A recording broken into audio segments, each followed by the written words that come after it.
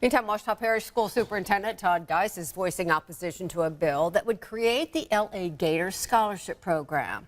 It would use public money for vouchers for the cost for parents who want to send their kids to private schools.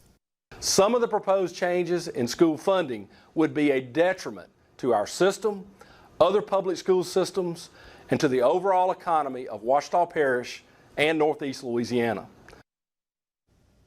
Supporters say this would level the playing field for kids who can't afford private school. If approved, it would be phased in.